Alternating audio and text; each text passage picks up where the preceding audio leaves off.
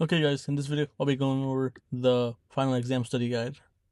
So for the first question, it asks you to solve for the change in Gibbs free energy and state whether the reaction is spontaneous at 298 Kelvin.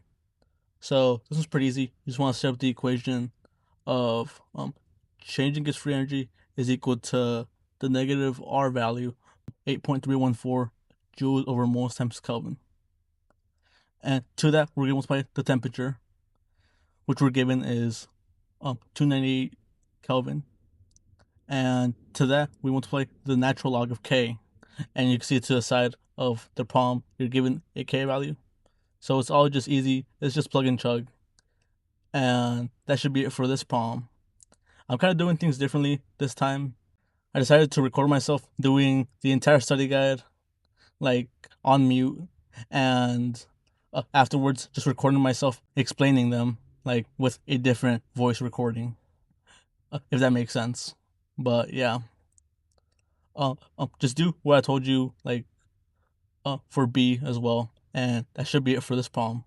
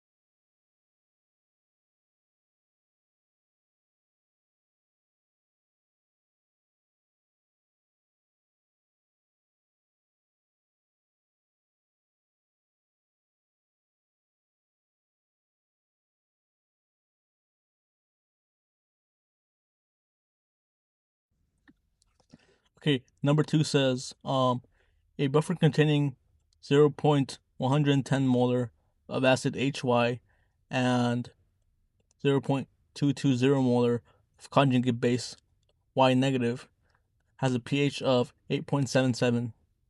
What is the pH after 0.0015 moles of barium hydroxide is added to 0.350 liters of the solution? So for this one, you have to use, I think it's called the Clapeyron equation. I might be wrong actually, so don't quote me on that. But it's the pH equals pKa plus log of the ratio, or just like the concentration of conjugate base of Y minus divided the concentration of acid HY. And the first thing we do is we don't solve for pH. We solve for pKa first, since you kind of want to look at it as in like preparing for the future.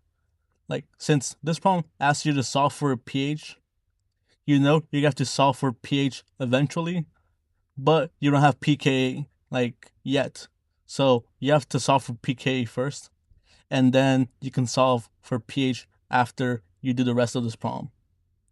So yeah, you rearrange the solve for pKa, you plug in all of your values right there, and that gives you a pKa.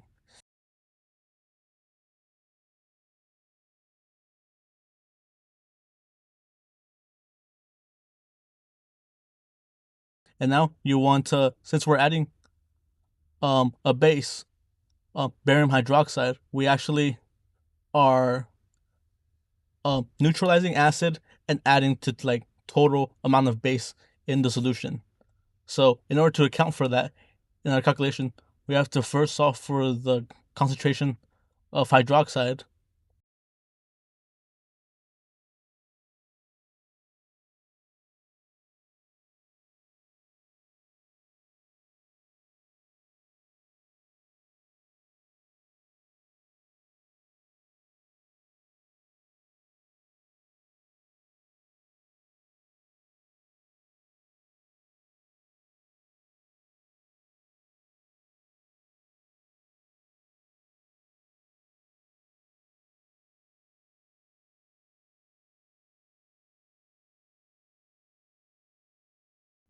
And from there, you want to subtract that number from the original concentrations of your HY acid and your Y negative conjugate base.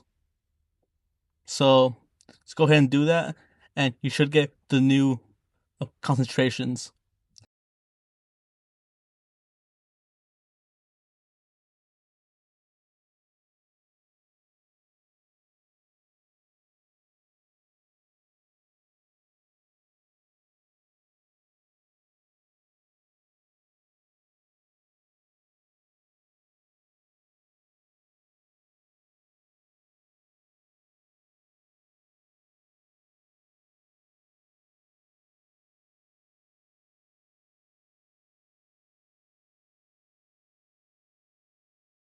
And with those and the pK, you plug them all into the equation from the beginning to solve for pH.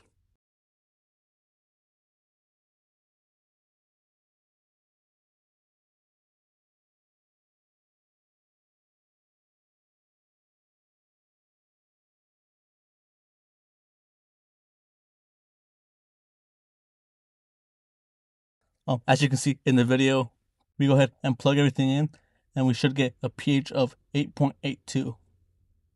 And that would be it for this problem. Number 3 asks us to find the pH of 0.25 molar ethanolamine. And the formula is given to us right there, as well as the acid dissociation constant. So what we do here is we're gonna need to set up an ice table and a reaction between ethanolamine and the water.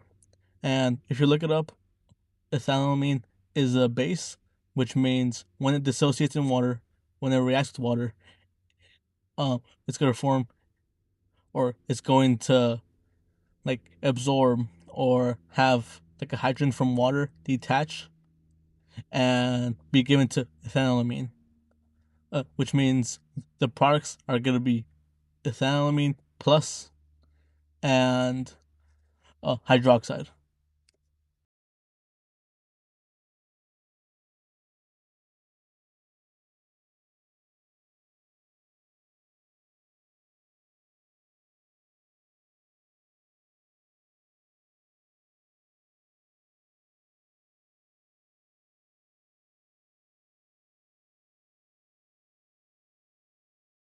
So we're given the initial concentration of ethanolamine, which is 0.25, and to that we want to divide it by our acid dissociation constant. And I'm sorry, I mean base dissociation constant, in order to find out whether we're able to do the simplifying assumption or not. And in this case, we can use the simplifying assumption.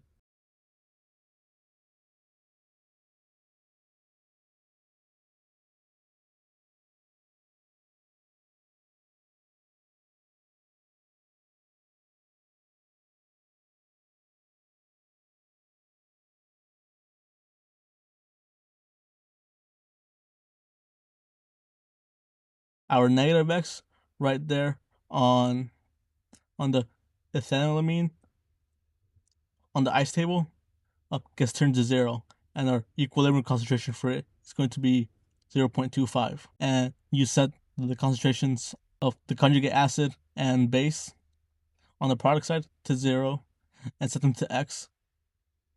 And now we just set up the KB, or just the K equation. And remember, for that one, it's the concentrations of the products divided by the concentrations of the reactants.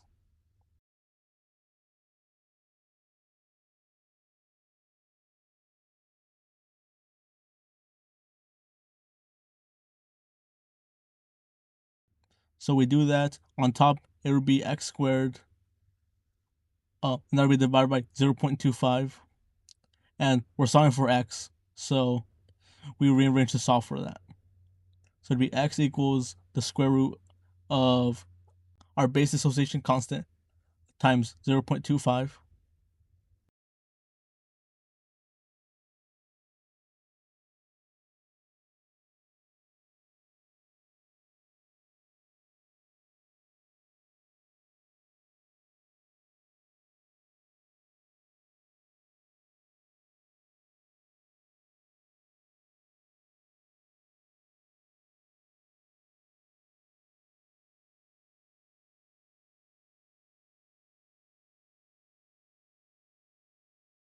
and we'd get an answer of 2.83 times 10 to the negative 3 molar, and that would be a concentration of our base since it's X as well.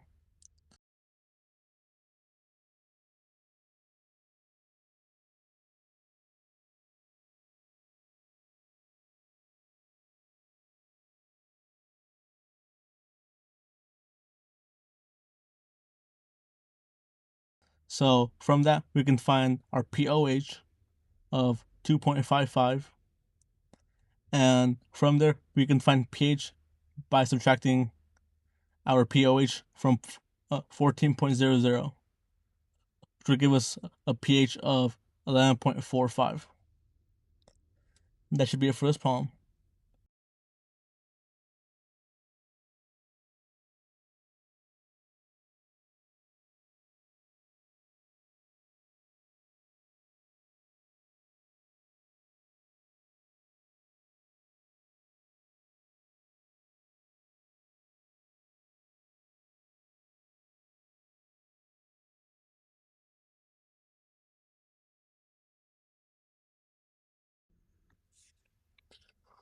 So question 4 gives us the generic reaction of ABC plus D makes AB plus CD, and we're given an enthalpy of reaction and the forward activation energy.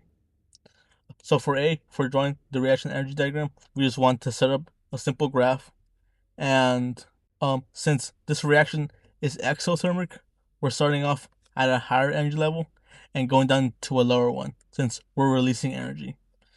So you just want to draw it like that basically.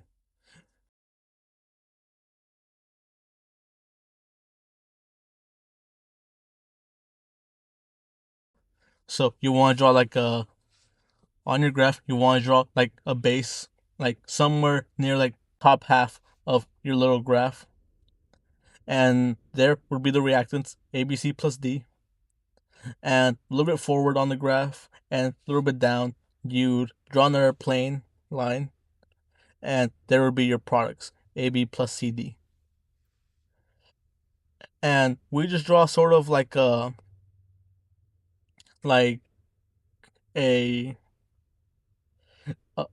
a line that progressively gets like taller and taller, and it reaches a peak above where your reactants originally were, and it just dips down and keeps going on forward, um, until it reaches the plane line where your products were. And from there, you want to label the top half of your graph, the part like from your reactants and above, that would be your energy of activation. So that little peak right there is gonna be your energy of activation. That's how much energy like is required to kickstart the reaction. And the bottom portion of that is gonna be your enthalpy of reaction, negative 55 kilojoules per mole, since that's how much energy is given off from the reaction. And those two combined are gonna be your energy of or your reverse energy of activation.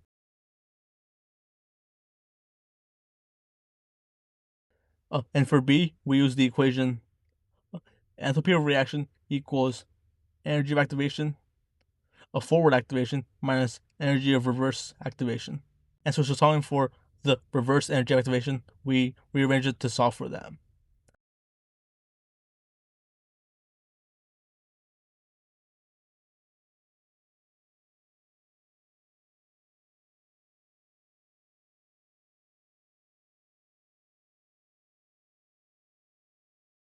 And it's just plug and chug. Just plug in the values and you get 270 kilojoules per mole.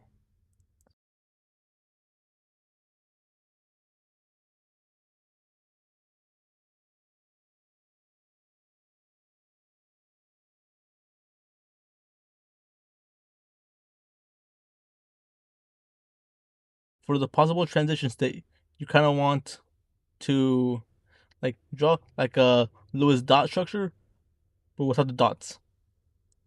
And if you look at the like generic reaction, the only thing that changes is C attaches to D in the products.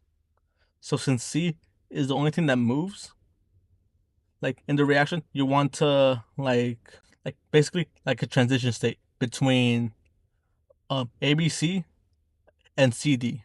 So you kind of want to like draw like AB being slightly attached to C, while C is also slightly attached to D.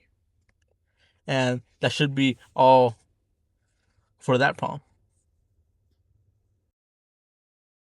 So 5 asks us to find the molar solubility of strontium carbonate in the following solutions. And it gives us a molar solubility constant. So for A, in pure water, we just want to set up a generic ice table where, or not generic, but a dissociation ice table where strontium chloride is the only reactant and that just dissociates into the ions that make it up. So strontium plus 2 and carbonate minus 2. And since strontium chloride is solid, we cross out all the boxes pertaining to that in the ice table.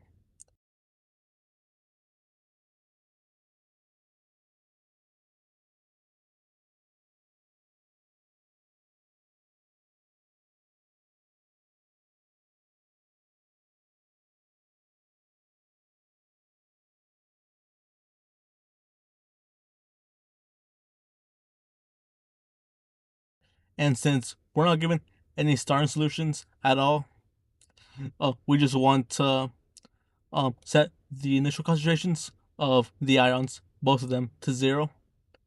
And for the equilibrium constant, or for the equilibrium values, we set them to x, since it's just plus x. So from there, we just set up the K equation.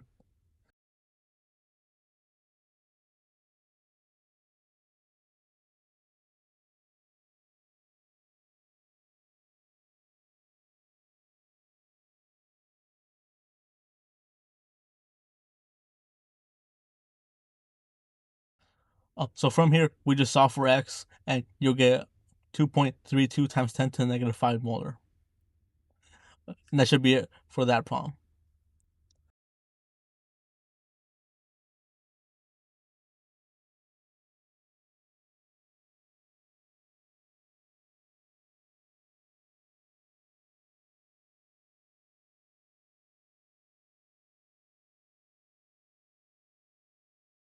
B is where it kind of gets different, though. So you still set up an ice table, you still cross out the strontium carbonate values or boxes, but instead of setting the strontium and carbonate ion initial concentrations to 0, you actually set the strontium ion concentration initial concentration to 0.13. Since you're in a 0.13 molar strontium nitrate solution, that means you're actually starting off with 0.13 molar of strontium ions in there.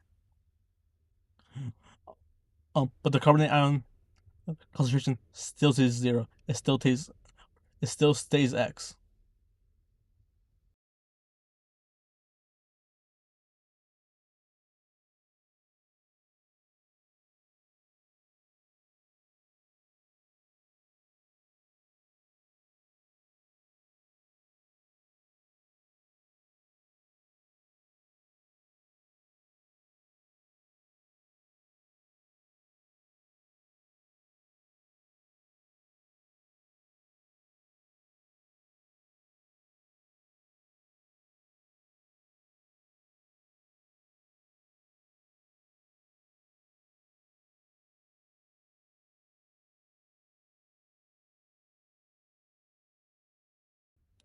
And since we have a starting concentration of strontium ion, we could actually divide that by our KSP to see if we could use the simplifying assumption. And if you do that, you'd get 2.41 times 10 to the 8th. That's obviously bigger than 400, so we can use the simplifying assumption. So with that in mind, we set the plus x on the strontium ion column to 0, and our equilibrium concentration for that would be 0.13.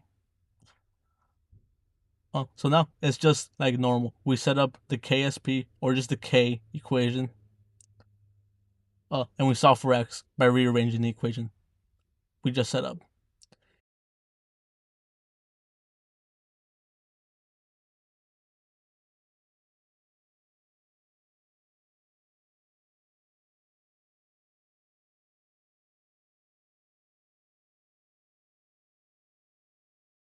And that should give you a concentration of, or a molar solubility of 4.15 times 10 to the negative 9. And that should be it for this problem.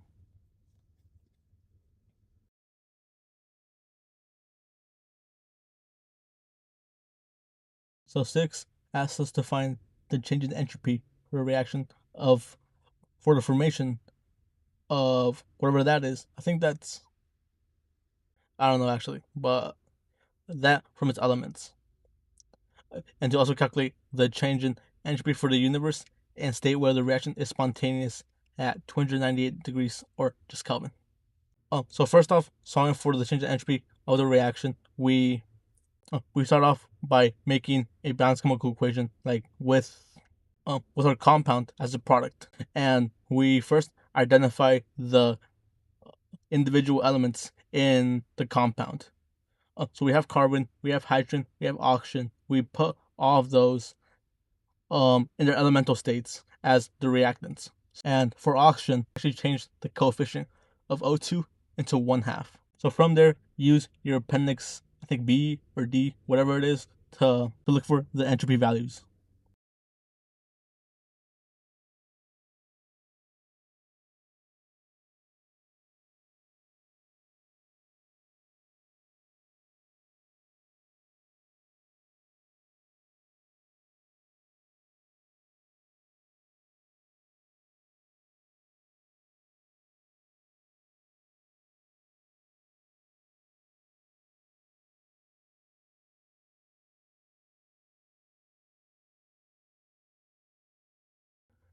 So you go ahead and do all that, and you should get negative 242.386 joules per Kelvin.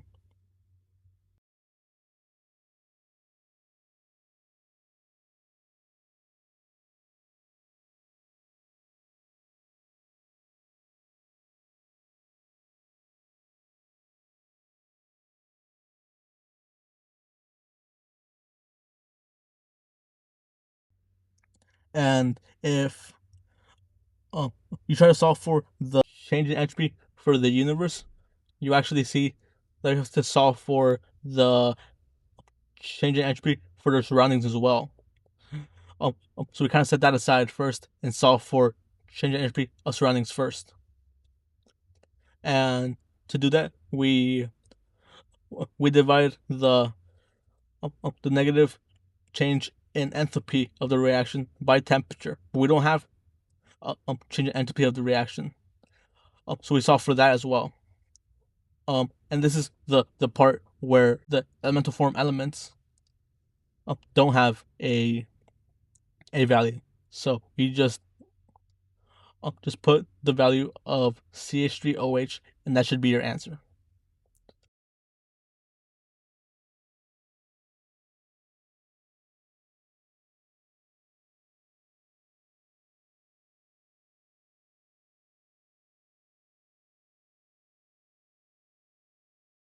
So with that, you divide the what we just got for the enthalpy of reaction by temperature, which is 298 Kelvin, and you should get 800.7 joules per Kelvin.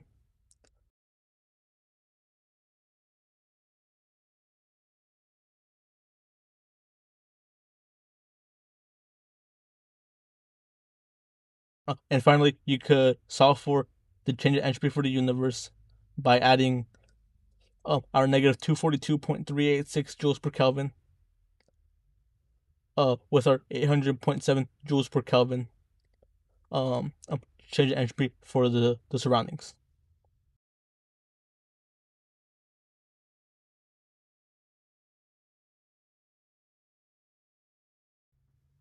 And that should give you an answer of 558.3 joules per Kelvin.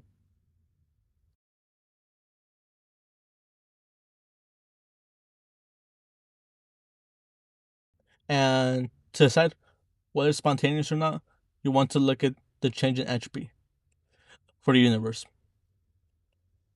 If it's positive, that means it is spontaneous, and if it's negative, that means it's non-spontaneous. And since we got a positive value for our answer, the reaction is spontaneous. That should be it for this problem.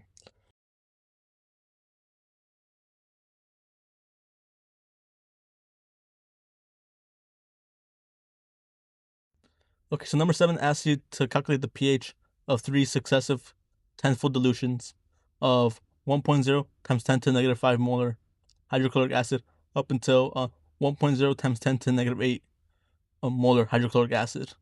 So for the first solution, it's pretty easy. You just use the M1V1 equals M2V2 equation to solve for the final M2 molarity of hydrochloric acid. And with that, you just solve for pH at that point. It's not until the second and third dilution that things get like a little bit more complicated. So you still do the M2V or M1V1 equals M2V2 to solve for M2. But instead of just finding pH from there, you actually make an ice table of water dissociating into hydronium and hydroxide. Because at this point, like think about it, you're working with 1.0 times 10 to negative 6 molar water since you diluted that like after the first dilution, and that by itself is pretty low, a pretty low molarity of hydrochloric acid, so it won't be pretty strong. And instead of um, hydrochloric acid being the one that dissociates into like uh, hydronium, it'd be water, because at this point water is stronger than the hydrochloric acid you're working with. So you set it up like that, and instead of Ka, it'd be Kw. Remember that you're working with water, you're working with the dissociation constant of water. Or I think it's the ionization constant of water. You're working with Kw anyways. So you set it up and solve for X. And since you can't like do the simplifying assumption, or you don't have a K value to divide your molarity by, you can't like assume that X equals 0. So instead of doing that, you actually have to do the quadratic equation to solve for all the possible values of X. So once you have that, you'll be given two values, a positive X and in most cases a negative X or a really low X. And you'd obviously choose the positive X because a negative X, a negative molarity doesn't exist, you know?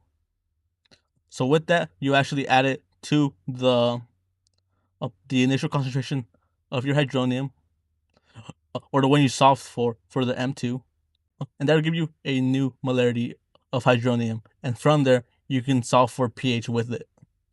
And that should be your pH for the second one. And the third dilution is pretty much the exact same, but we're working with a different M2 value since, you know, you're going down, you're diluting it even further. So just follow the same steps as the second dilution, and you should have a correct answer. And that should be it for this problem. You might notice that things are going by pretty fast now, because I noticed that if I didn't speed up the video, this like entire video would be like over 2 hours long. And to be honest with you guys, I don't really want to do all that. So I'll speed it up 2 times, and I'll only talk or voice over the bits that are necessary, like this, basically. And that should be it for this problem.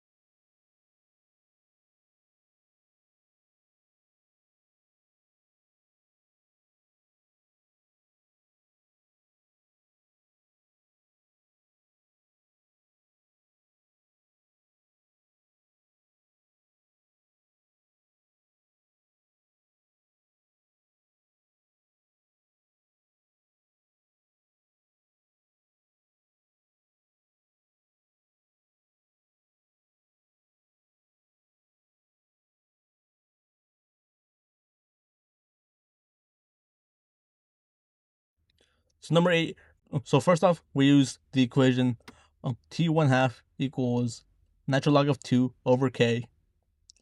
And from there, we'll get an amount of time, or inverse time, a K value.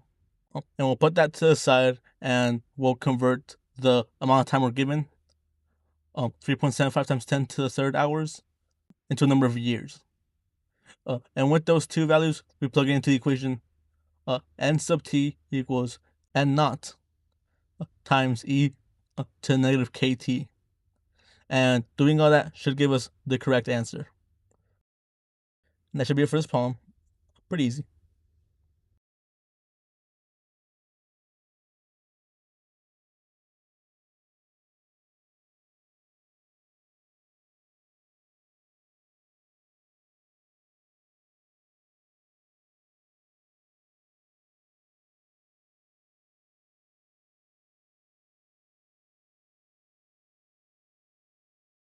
So number 9 asks us to write the following reactions in shorthand notations after we found the missing species. So first off, I'm going to solve or find the missing species by doing a complete reaction for each problem, and then I'll go through and solve for it in shorthand. The only difference between shorthand and the balance reaction in terms of nuclear stuff is that shorthand bunches up the smaller species into little parentheses, and they're separated by commas. So no reaction arrow that points from reactants to products, just little parentheses with the bigger isotopes on both sides for the reactants on the left and products on the right. And that should be it for this problem.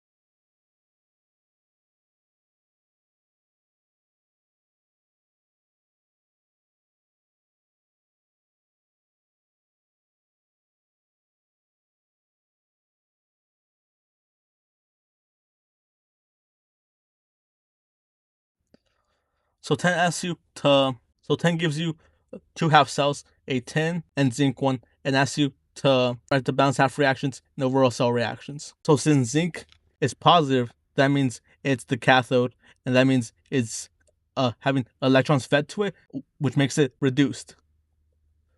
So you write the zinc half cell reaction as if it were being reduced, and the tin one as if it were being oxidized.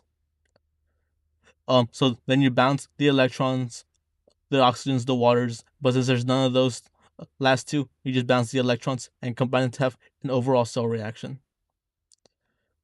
And for diagramming the cell, just look at the video and do as I do. Basically, just draw 2 beakers with the respective electrodes inserted into each beaker, and the dissolved stuff, the aqueous stuff, and the respective beakers. And I didn't put this in a study guide, but make sure you also know how to show the salt bridges, cations, and anions flowing into the solutions. I did it in the video though. And the notation is the hardest part, but basically just keep in mind that you're kind of like doing the diagram all over again. You want to put the electrode or the anode first, then separate it with a little parallel line, then put the dissolved substances from the anodes beaker solution, and then show physical separation by doing two dissolved lines as if they were touching side to side like a little beaker, and draw the dissolved substances of the cathode solution, and then draw the cathode itself. And the cell potential is pretty easy. You've done it before. Just subtract the cell potential of the anode from that of the cathode, and you should get the correct answer. Just use your cell potential sheet, and you should be good.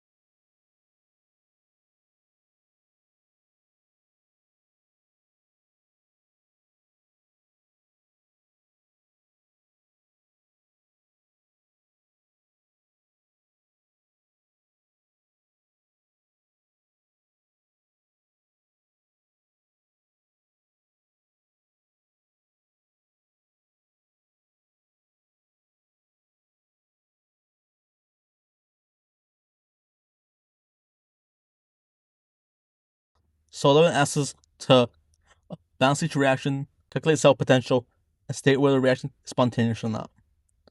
So to balance them, these reactions are redox reactions.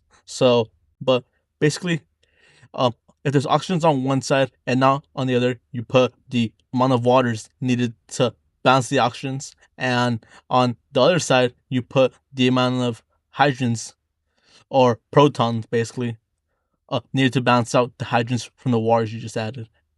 And from there, you balance the charges, and you should be good with that.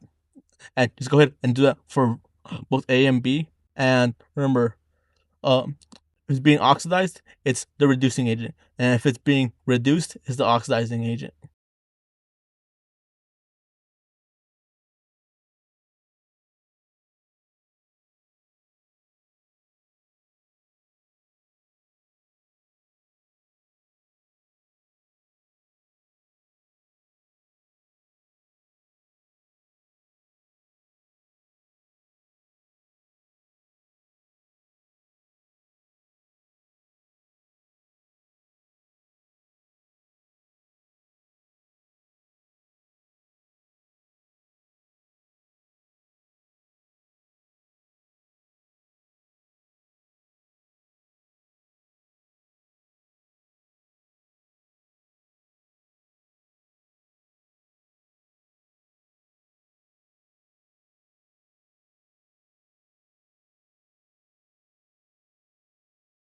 To find cell potential, you just subtract the cell potential of the cathode with the cell potential of the anode.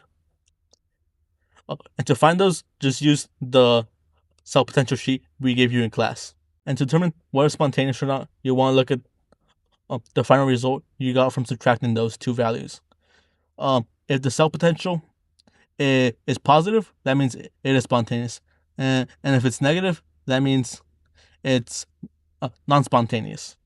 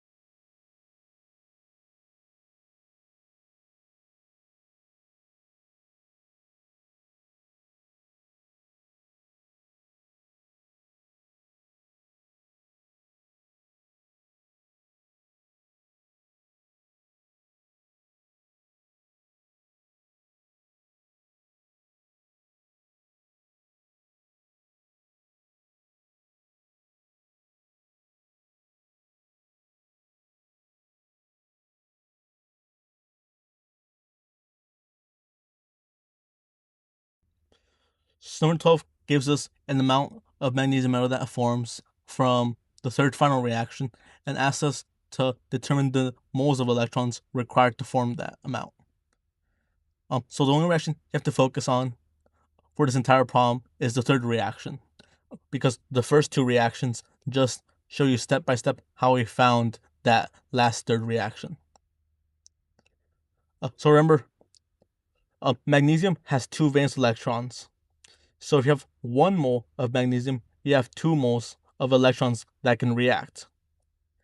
That's kind of what we use to solve for A, basically. 2 moles of electrons for every 1 mole of magnesium, and that should give you the correct amount of moles of electrons for A. For B, we use that number of moles of electrons to solve for coulombs using the F. I think Faraday's constant, it's called. And for C, we use the coulombs we got from B, divide that by the amount of time we're given, and convert the number of hours into seconds. Because remember, coulombs over seconds makes amps, which is what we're looking for. And that should give you the correct answer for this problem.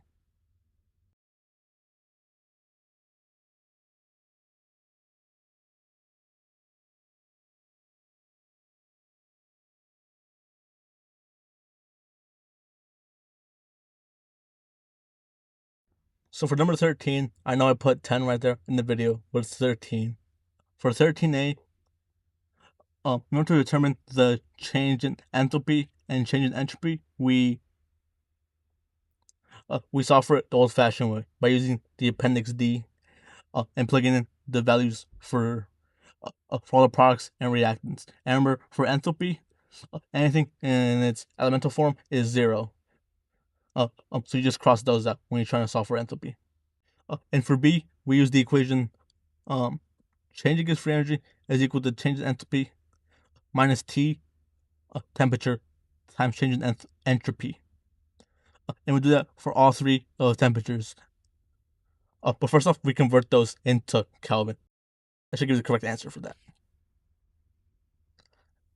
And for C, as we saw in B, we have a lower and lower change in free energy as the temperature increases, which means as temperature increases, the reaction slowly becomes spontaneous.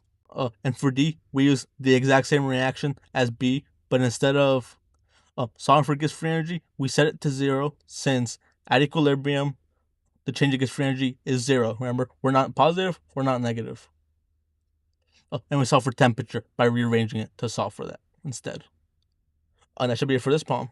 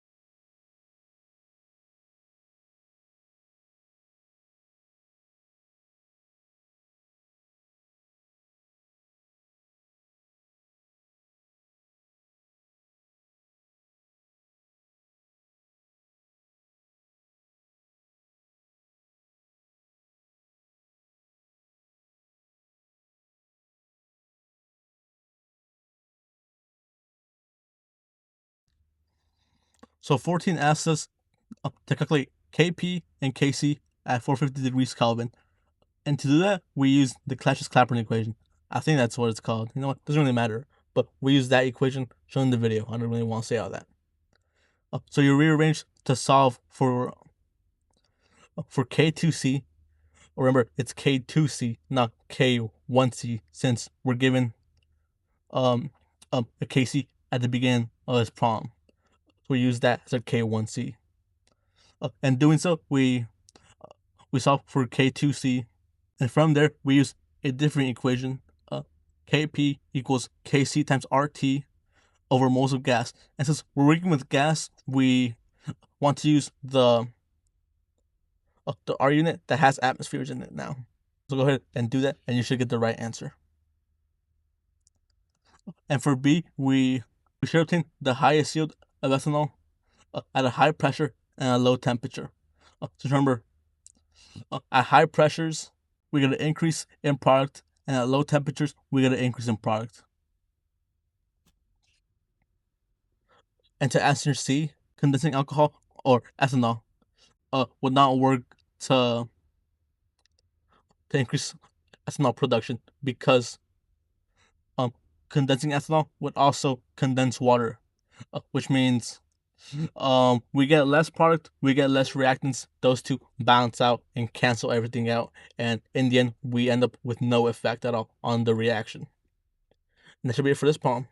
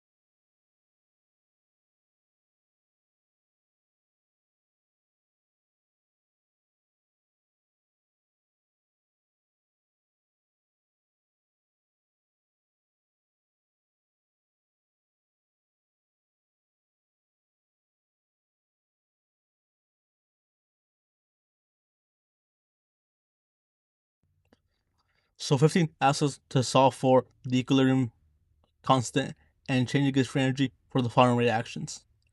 So for A, we start off by finding the balanced half cell reactions and combining them to make a overall reaction. And to solve for the cell potential, we identify which one's being reduced, which is being oxidized. Remember from past problems, if it's being reduced, that means it's the cathode, and it's being oxidized, that means it's the anode. So we use our cell potential sheet to solve for their values and subtract them from one another. And with that, we use the equation cell potential equals 0.0592 volts divided by N times log of K. And we rearrange to solve for K. And to solve for the change in gauge free energy, we use the equation change in gauge free energy equals negative N times F times cell potential. And that should give us the correct change in gauge free energy. And you do that for the second one as well. That should give you the correct answers. So that should be it for this problem.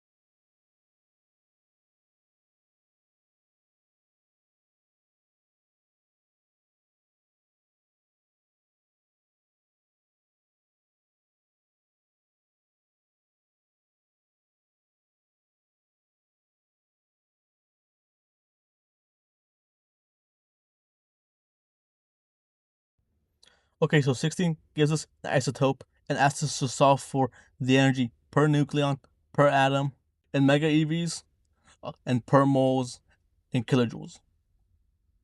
So for per nucleon in MeVs, we first have to solve for the change in mass between the isotope and the amount of nucleons that make it up, basically. So iodine 131 is made up of 53 protons and 78 neutrons. So we add up each of their values and we subtract that from the value given to us in the problem. And that should give us a change in mass. And from there, we divide it by the amount of nucleons in iodine, which is 131, and multiply it by the conversion of AMU to mega EVs, which is 93.5 mega EVs divided by 1 AMU, or per 1 AMU, basically. That should give us the correct answer for A. And for B, we use the value from A we solved for, and convert it from nucleons to atoms. Remember, nucleons means basically protons, neutrons, and electrons. So for every atom of our isotope, we have a set number of nucleons. And in this case, for every atom of iodine, we have 131 nucleons. So we use that conversion factor to solve for a value of mega EVs over atom, or per atom. And for C, we want to convert our mega EVs into kilojoules and our atoms to moles. So we use the value we got from B, convert the mega EVs into EVs, then to joules, then to kilojoules, and finally convert our atoms into moles by using Avogadro's number. And that should be it for this problem.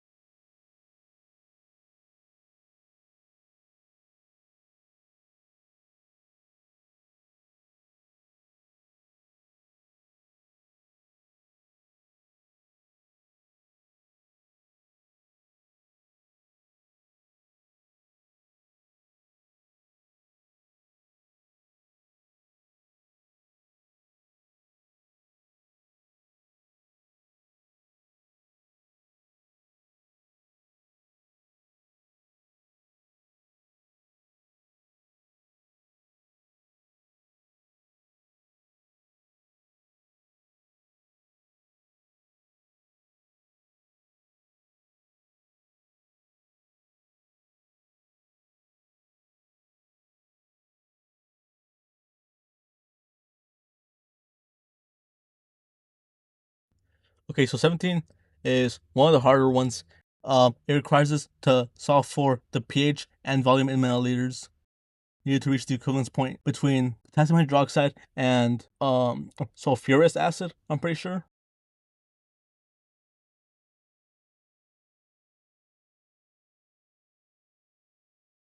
So the first thing we do is we solve for the volume. So you see, we're given a starting volume of 28.9 milliliters. We convert that into a volume after the first equivalence point by using the conversion factors below. Just look at the video and follow along, basically. And with that, we leave it to the side.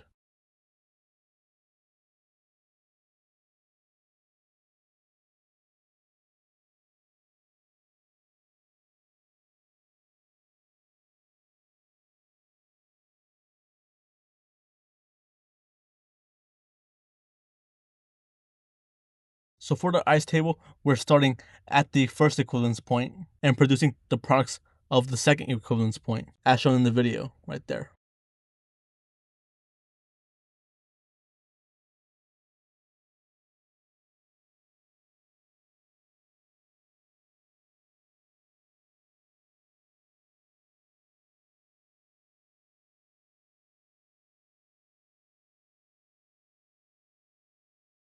So now you have your ice table. You solve for a final molarity using the M1V1 equals M2V2 to rearrange for M2, basically.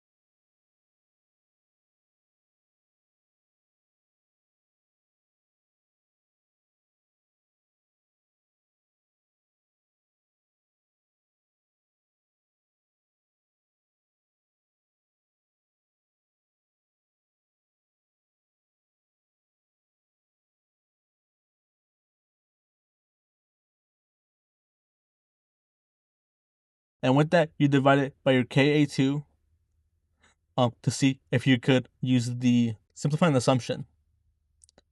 And with your molarity, you plug it into the I slot of HSO3. Since negative X is equal to 0 for the simplifying assumption, we know that our E, or our equilibrium concentration for HSO3, is 0.0348. So with that, you solve for Ka2 by plugging it in or by setting up the K equation and solving for X. That should give you a molarity of your hydronium, and with that, you can solve for your pH.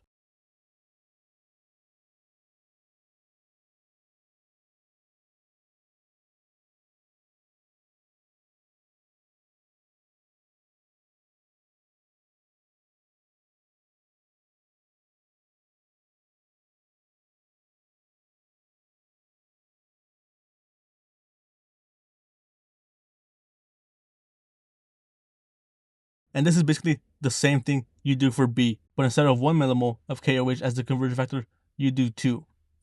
And that'll affect your final volume. And also, the ice table is set up in a way that you produce base. Now, since, remember, the first deprotonation for a diprotic acid is the strongest, so the second one is the weakest. So now you're thinking of basically the acid is weak enough that the base takes over the reaction. So you write it as so.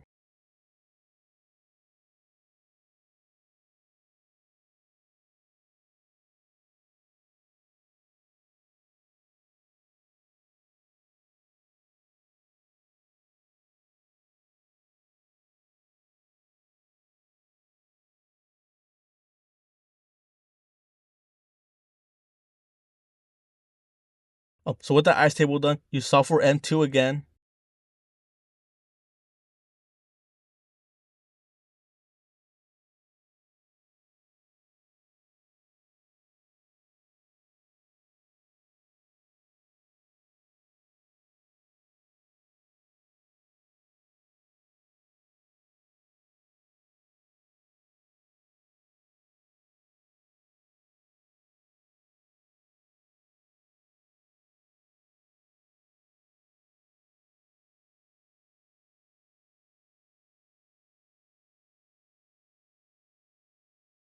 And divided by your Kb that you found by rearranging the Kw equals Ka times Kb equation to solve for Kb now, since base is a product.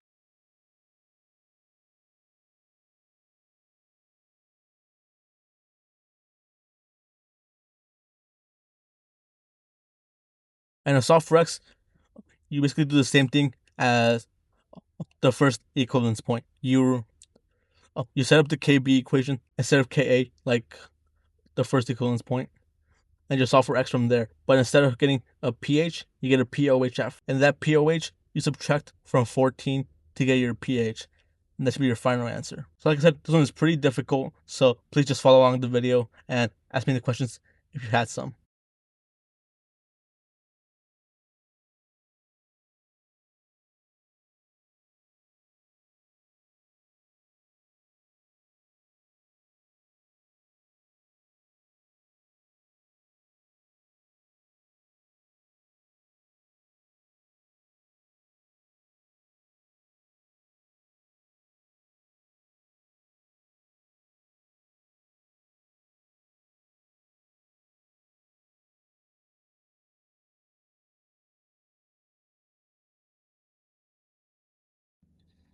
So 18 asks us to find how many rads or rat receives after it absorbs a given number of beta particles. So for this problem, all you need to know is conversion factors. So you divide the number of beta particles by the mass of the rat in kilograms, and convert the number of beta particles into the number of joules. And remember, joules over kilograms gives you grays.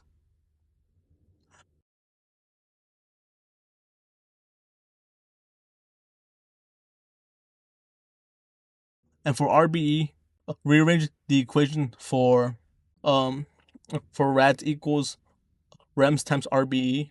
You get RBE equals rems over rads. And since RBE is equal to 0.5, that means rems over rads must be a ratio that equals that as well. So I chose to do 3/4. So use the grades you got from A, convert those into rads, then use the ratio for RBE, and convert rems to millirems. That should give you a correct value of millirems.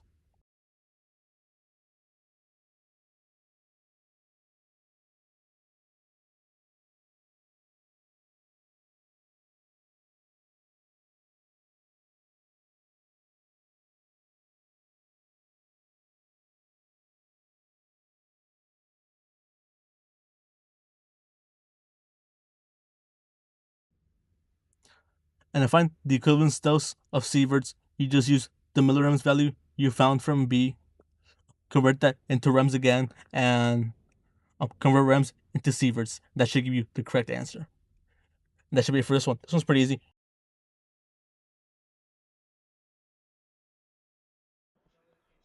Okay, so for 20A, in order to find the order of each reactant, you have to find a pair of experiments where the initial rate changes and the initial concentration of the reactant you're looking for also changes, but the initial concentration of the second reactant remains the same.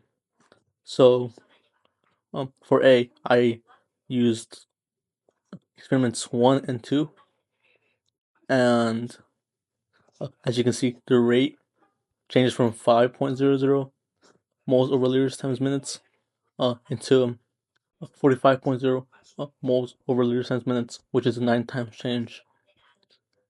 And the initial rate of A changes from 0.100 molar to 0.300 molar, which is a 3 times change. And from that, you want to find an exponent that raises 3 to 9. And down would be 2. So the order of A is second order. And you just do the same for B. For that one, I used experiment 1 and 3. So the initial rate experiences a change of 2, and so does the initial concentration of B. So 2 raised to the first power is just 2. So the reactant B is first order. And to find the rate law, you just write it out as so. Rate equals K over the concentration of A raised to whatever order it is, times the concentration of B raised to whatever order it is, and so on. And for C, you just rearrange the equation you got from B in order to solve for that. And that one should be a pretty easy calculation. For D, we use the rate law we found in problem B in order to find the rate. And the only thing hard about this problem is you have to keep the units in control because you have a lot of moles, you have a lot of liters, you have a lot of minutes, so it gets kind of confusing keeping track of all of them. But as long as you keep track of all of them, you should be good. That should be it for this problem.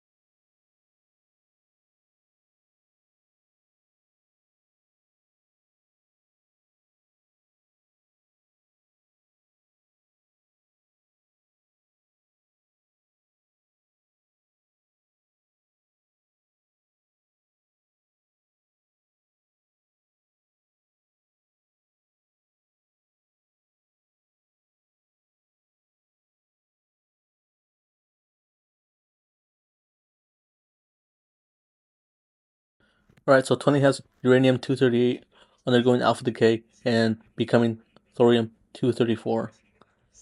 And in order to find a change in mass in kilograms for A, you first have to subtract the total mass of the reactant side from the total mass of the product side in AMU.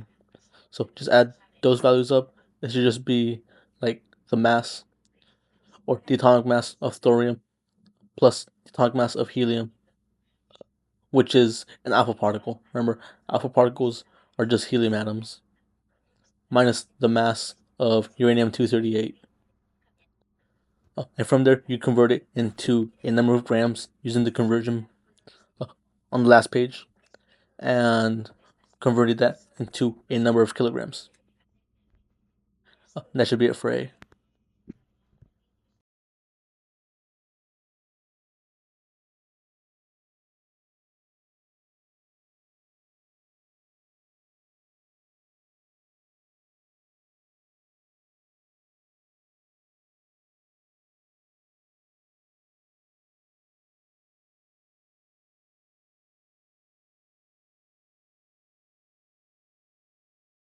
In order to find the energy released in joules, you have to set up the E equals mc squared equation. And plug in the values for that. So the mass is just the mass you got from A, and C is the speed of light, so it's a given, it's a constant. And just square that, and you should get the correct answer for that.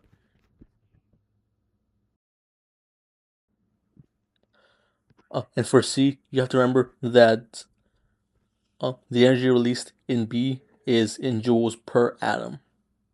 So you can use that to convert it to kilojoules per mole. And it's just a bunch of conversions, so it should be pretty straightforward. The only problem is figuring out that you're working with joules per atom, not just joules.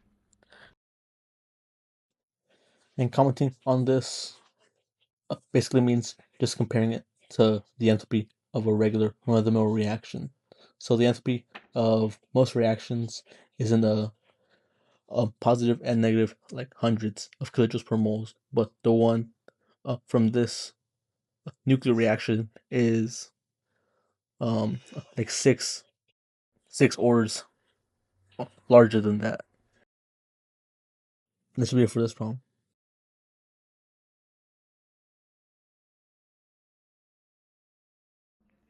So this last question is one of the easier ones. It's just basically adding the atomic numbers of your isotopes and making them like match one another. Basically, all you have to know basically is just what happens in the scenarios given to you. Like remember, for beta decay, you're releasing beta particles, so beta particles would be in your products. Same with alpha decay, you'd have alpha particles in your products. And for electron capture, for A, you have a beta particle, which is just an electron basically, as one of your reactants, and you're adding those up to find the product, which is just silver 107. And that should be it for this problem. This, like I said, one of the easier ones. That should be it for this study guide. Let me know if you guys have questions by emailing me, because I don't check the comments. And I hope you guys find this helpful. Alright, see you guys on Monday.